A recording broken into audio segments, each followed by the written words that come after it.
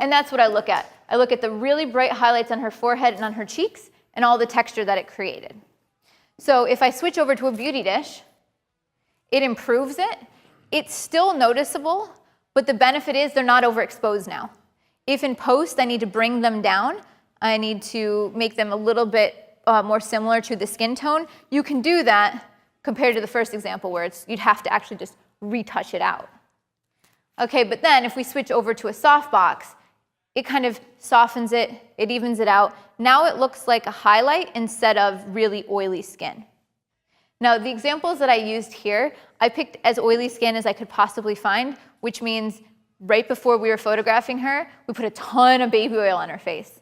And that's actually what we're going to be doing today. So even more oily than probably what most of us would encounter. So a lot of times, just even a little bit oily skin, the softbox is going to make a big difference. Remember also what we said yesterday, that the light becomes softer the bigger the light source is. So instead of this is a 3-foot octabox, maybe you go with a 4 by 6 foot softbox. That would even make it softer. Or maybe you don't have it as far back, maybe you bring it even closer to her. The bigger that the light source is in comparison to the subject, the softer that it appears. So these are all the different tools we have to try to soften it. So there was kind of the before and there was the after, much more flattering for that oily skin.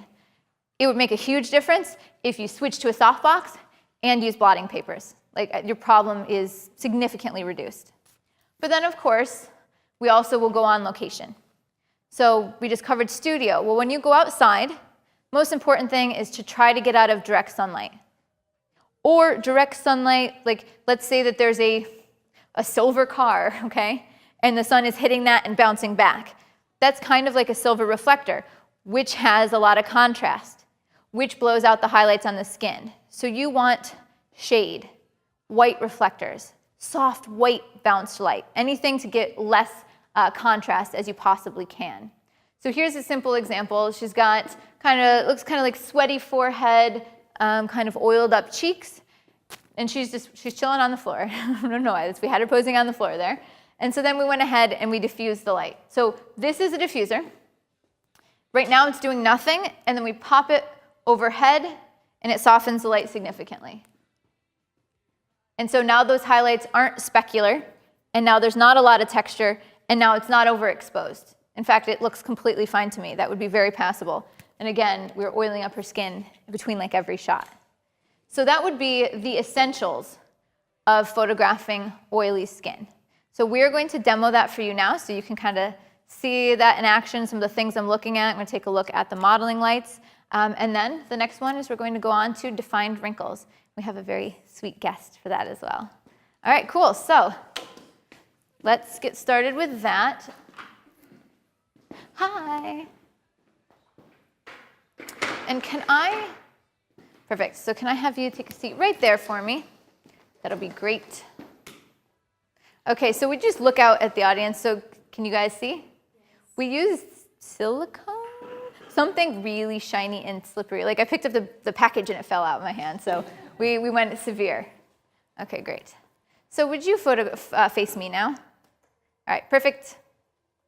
And we are using a very contrasty modifier. But let's envision you're on location and you're just shooting with the flash off camera or on camera. It's going to give you a similar effect. It would be bare bulb or just really contrasty. Or if you have a modifier that's silver with a speed light on location, it's going to do the same thing. That's why you want to get as far away from those as possible. Okay, cool. Thank you, John. All right, so one of the things that I am doing is I am taking a look with my modeling light, which if the camera will grab that as well, I'm taking a look with my modeling light to see what happens to the reflections. So I can actually see where they are, or maybe put them in a place where it looks like a highlight instead of just, blown out grease spot. She doesn't actually have oily skin, so I can say that and not feel super awkward. Another thing that I've done in the past, this takes a little bit more of a setup, but I've had subjects where just their forehead was really oily, and for some reason, every time I was shooting, I was getting a blown out highlight. So I would use something which we call a gobo or a flag. And it's basically a piece of black material. Sometimes it lets a little light in, sometimes not at all.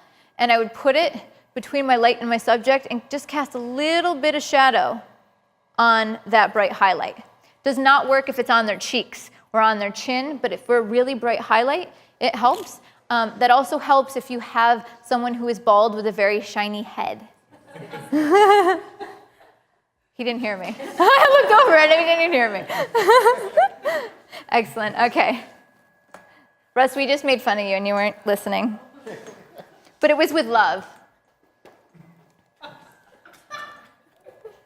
Hi.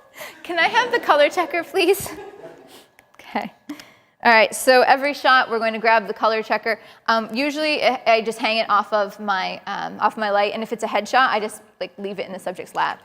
All right, perfect. I'm gonna grab a quick shot. Oh wait, actually I'm not even, perfect. That's great. I was like, I'm not even close to my exposure, but I was.